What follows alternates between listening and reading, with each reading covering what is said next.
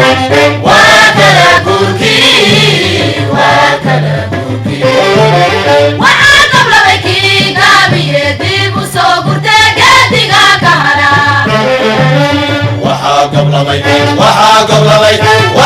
لبكي قابي ديب وصوبرت قدقا كهرا.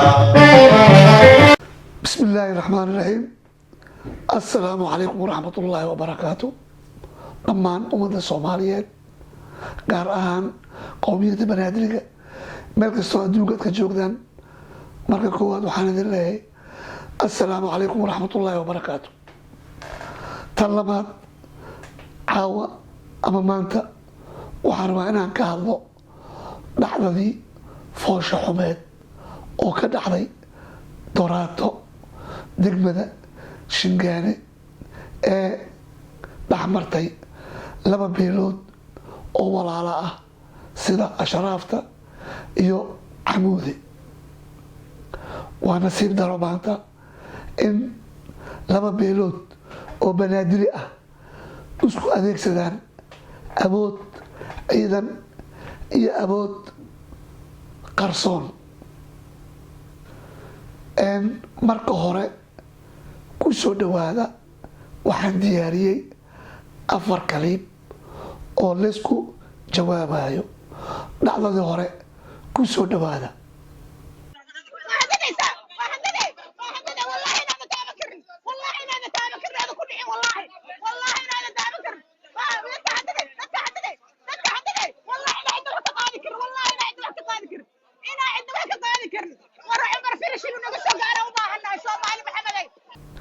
waad aragteen haddana tii labaad ku soo dhawaada.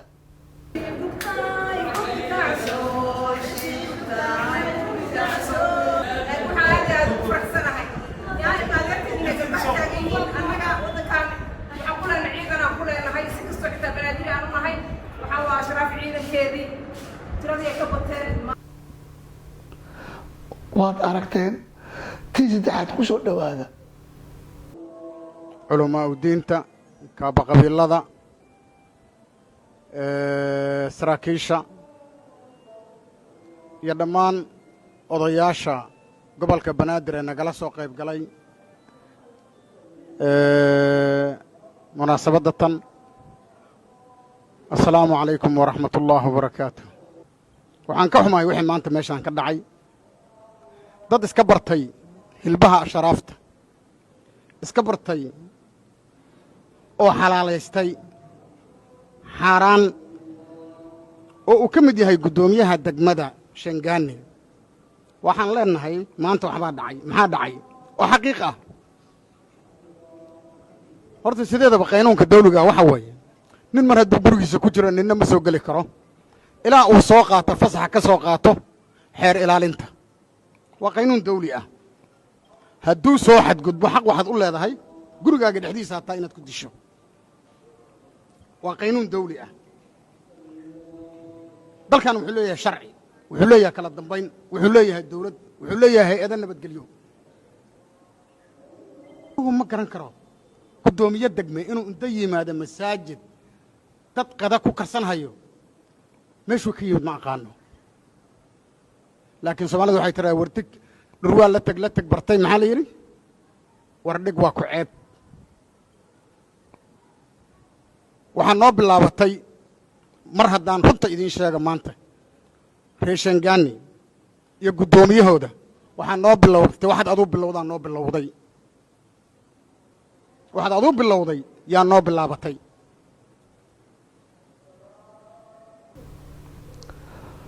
waad aragteen tii afraad ku soo dhawaada.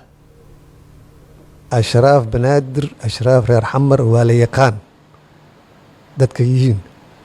laakiin dad ashraaf oo beedhawa iyo baardheer ka yimideen inay dulmiyaan fidna dhex dhigaan dadka deegaanka waa laga fiican yahay. runtii waxaan leeyahay ashraaf weyney dadkaas 4taas qafood 2daas qafood oo idiga tirsan oo wada inay kala taalaan wada jirkii iyo walaaltimadii dadka deegaanka inay naga qabataan haddaad tihiin beelweynta Ashraaf. ilaase ashraaftii la kasaayey oo shingaani degan ma aha cidaan meeshii ka yimideen ilaaha og anuga ma naqaano ilaase waxaan codsahaynaa anuga beesha camuud haddaan nahay in oo dadkaani nagala qabto in beesha camuudi shingaani ay u caddayso dowladda in madaxda dalka oo u hogaamiyo madaxweynaha jamhuuriyadda federaalk soomaaliya ra-iisul wasaaraha jamhuuriyadda federaalk soomaaliya iyo guddiga doorashooyinka heer federaal ay diyaar u yihiin doorashada kursiga ay beesha camuudi shingaani ee baarlamaanka federaalk soomaaliya ay ku leeyihiin una tartami doonaan 4 in beesha camuudi aysan helin xaqooda kuraasta xildhibaannimada baarlamaanka federaalk soomaaliya muddo 2 xili doorasho oo kala ah xilligii madaxweyne sheekh shariif iyo xilligii madaxweyne xasan sheekh 5 in beesha camuudi shingaani ay xaqooda muddadaas ka maqnaa ka helaan xukuumadda hadda jirta oo uu hogaaminayo madaxweynaha jamhuuriyadda federaalk soomaaliya mudane maxamed cabdulaahi farmaajo horta waa nasiib daro kow gudoomiyaha degmada shingaani waxaa laga rabay haddii arrintaas dhacday inuu ciidan u adeegsanin booliis ama asaga inuu tago ama hal qof inuu waco oo gaarigiisa soo geliyo dhawarniyo arrintan naga dejiya waana qaweysi laakiin waxaa loogu faa'iidaystay kelmad been abuur ah oo been abuur ah gabadhii hadleysi waryaa qoriga maa nagu dilaysaa kan maa nagu samaynaysaa kan maa nagu dilaysaa oo live a telefonka loo taartay markaasaa ciddii kalene ciidankooda la soo ordeen waxay naqatay mindi ku taag waana nasiib daro hoolka masaajidka in ciidan loogu dhexayso aroosna ma jiro weelkaamna ma jiro ishii bugtaay ku bekacso inay maanta dad reer xamar oo walaalo ah oo jiiraan ah taasna waa nasiib daro iyo waxaa nasiib daro ah shariif mustafa inuu yiraa asagoo mas-uul ah ama mas-uul raba inuu dhaqmo inuu dhaho waa inoo bilaabatay waa hadadaad ninka mas-uulka kelmad hadadaad afkiisa waa ka mamnuuc waa inuu isticmaalaa kelmad siyaasi ah waxaa nasiib dara ah haddana beesha camuudi waxay soo saareen 6 qodob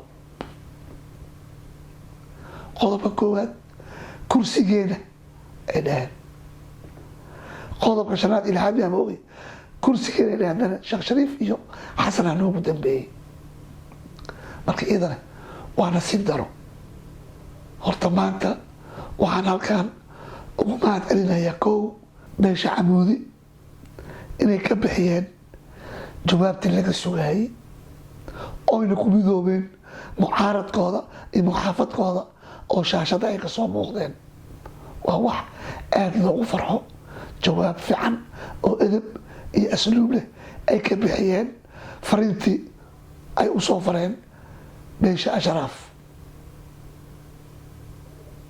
marka hal su-aal aan is warsano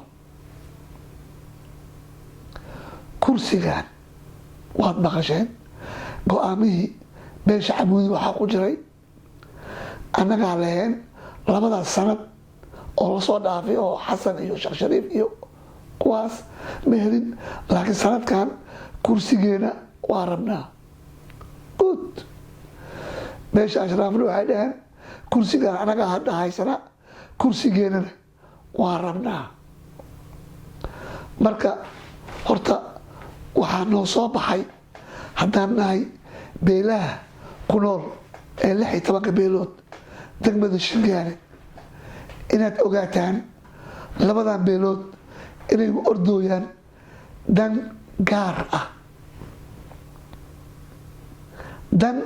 gaar ah nin arka wuxuu issiinooyaa kursiga inuu asaga leeyahay marka kow su-aal dowladda waxaan ka codsanaa kursigan inay noo soo cadeyso ma 2 beelood ayaa iska leh inay ku tartamaan mase beelaha ku nool degmada shingaane. kow tan lamaad baaq ayaan u dirayaa dhammaan 16 beelood ee shingaane ku nool. waad la socotiin dad fara badan oo reer banaadir oo daciif ah oo whatsappyada baax ku dhahan iyo youtubeyada oo reer banaadir ah ayaa soo baxay. waxaan ka baqaa arrintan inay u bedelaan arrin diineed. masaajidkaa saas lagu yaalay, masaajidkaa kale lagu sameeyey. walaalayaal waxaan idiin sheegaa dhammaan ummadda soomaaliyeed si fiican ay maqla. masaajidkan kow horta waxaa dhisay awowgey oo ah hooyadeyda aabbaheeda aabbihiisa. masaajidkan magaciisa waxaa la dhahaa masaajidka sheekh axmed. dadka ku dhawaaqayo shariif axmed waa dad aan weli aqoon u lahayn taariikhda masjidkaas. waxaana ku duugan hooyaday aabbaheed iyo awowgeed. hadduu shariif axmed lahaa lahay labadooda ma lagu duugi lahayn. tan labaad ummadda soomaaliyeed iyaan nila mara habaabinin. masaajidkan wuxuu ahaay markii dagaalada dhaceen oo dhammaaday dhaabacyar ayaa soo gaaray. dadka shingaani maaha joogi oo maamulayay ayaa sii habeeyey xarunta keliya ee laisugu yimaad degmada shingaani ayay ahayd. hoos waa lagu dugdaa, waa 2 dhabaq anuguda ama 3. korna meel waxaa jira xafiisa ah iyo dugsi qur-aan loogu talagalay oo lagu qaban jiray ciddii shingaani timaado xaflad loogu qaban jiray. xataa waxaa xaflad loogu qabtay gabar beelaheena ah doctoresa bacdhac oo habaryarku ah doctor daaxuun aa loogu qabtay. abtigeyga xuseen xaaji iyo haashim xamuudi aa loogu qabtay. awali sharax iyo waxa loogu tumay kulligooda. marka yaan liila qaldin, waa meel kor. meeha salaada lagu dugdo waa lagu dugdaa. weli hadda waxaan idin siinayaa sir yar. cajalada oo ka hadlaayo shariif mustafa markuu warka bilaabo si fiican u maqla. salaad ayaa la dukanaya oo casar. allahu akbar allahu akbar waad maqlaysiin. ayagana koray saarajiin. markayaan shacbiga adduun weynaha soomaali lagu qaldin la dhihin ashraafta baa masaajid saas ku samaysay kaas ku samaysay. waa fidna abuur. waana soo bixi doonaa, waana arki doontiin dad badan oo daciif oo reer banaadir jira oo hadda soo baxay oo bisigo ah oo rabaan in la barto. waana arki doontiin, waana soo baxaya dhowr cajilaa soo baxaya oo laaya ashraaftii saa samaysi kanaa saa samaysi. fariintan waxaan u dirayaa ra-iisul wasaaraha dowladda federaalka soomaaliya mudane maxamed xuseen rooble. walaal rooble, labadan qabiil waxay ku tartamooyaan ama awoodday isticmaalooyaan. anaga reer shingaan haddaan nahay waynaga weyn tahay. wixiina waa soo maray. maalintii bilaabi la haddana ayagaa isku haasta. marka dowladda waxaan ka codsanaynaa 14 beelood kale oo degmada ku nool miyaysan xaq u lahayn? kow annaga waa la soconaa, aniga kula hadlaya waa la socdaa. labadoodaba waxay tabsan yihiin shaatigii madaxweynaha mudane ra-iisul wasaaraha maxamed xuseen rooble. ciddaan kalene haddaa hoos u dhacdid waa gacanta labaad ee madaxweynaha. ciddaan kalene oo koowaad waa gacanta koowaad oo madaxweynaha. marka arrintan anaga haddaan nahay beelaha ku nool degmada shingaane awood ma u hayno inaan ciidan isku keensano. marka dowladda waxaan ka codsanaynaa ciddaan waxay noo yihiin guddoomiyaha degmadooda ha ku akaadaan. ciddaanna 4 sano hore ee farmaajo ay soo mareen 14 beelood oo masaakiinta ah oo meeha ku nool kursigan hala dhex dhigo guddina ha loo keeno aniga ra'yigaas ayaan usoo jeedinayaa dowladda iyo guddoomiyaha gobolka reer Shingaaniyo waxaa cajiib ah nin madaxweyne ah safiir nima muu dacwo karaa waa maya beeshaan degmaday madaxweyne ka tahay xildhibaanka waa safiir 4 sano oo baxaayo oo soo naqanayo inay isu qaataan safiir iyo madaxweynenimo xaq miya xaq maaha haddii rabaa xildhibaannimada waa la siinaa ha ka tanaasulaan guddoomiyaha degmada Shingaani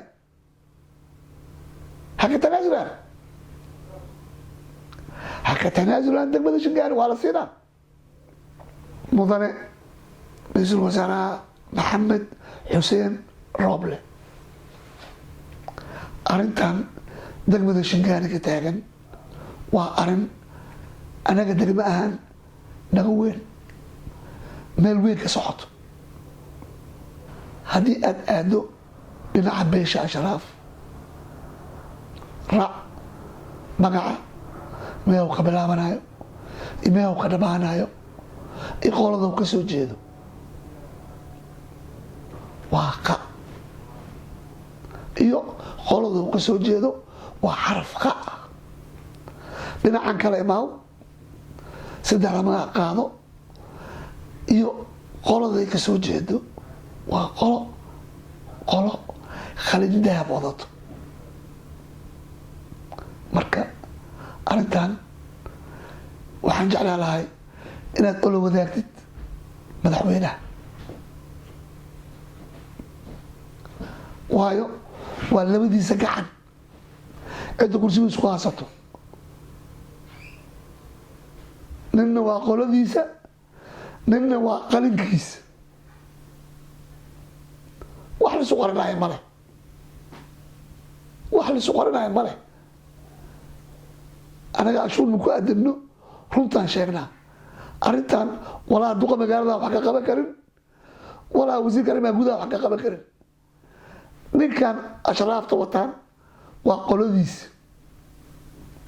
ninkan camuudiga wataan waa qalinkiisa marka go-aanka asay u taalaa ninkii la sii lahay mudane ra-iisul wasaaraha maxamed xuseen rooble anaga haddaan nahay beelaha ku nool degmada Shingaani nagu filan dagaalkii beelaha habiye dhex maray allah yarxam jenaraal caydiid allah yarxam cali mahdi marka dagaal labaad oo hadda laba beel banaadili ah oo reer xamar ah oo reer Shingaani ah oo awood isku isticmaalayaan degmadeena ma xamili karto arrintan haddaan sii degdeg loo soo gelin waxaan ka baqayaa inuu dagaal sokeeya dhex maro labadan beelood nin ark wuxuu ku faanooyaa awoodda ugu weyn dowladda ninka haayo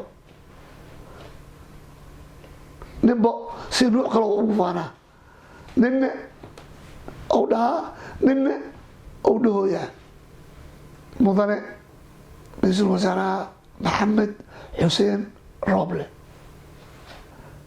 hadday run kaa tahay soomaalinimo kaa tahay arrintan ola tag madaxweynaha yaad rabtaa dheh ama yaa la siinaa dheh ama maxaan ka sameynanaa dheh waa 3 su-aal ma qoladaada aa la siinaa kursiga mase qalinka ninka wato mase 14 beelood oo masaakiinta oo weligood waxaana dhamin aa la siinaa go-aankaas aan ka rabnaa mudane ra-iisul wasaaraha maxamed xuseen rooble warkaygana meehaasaan kusoo gabagabeeyey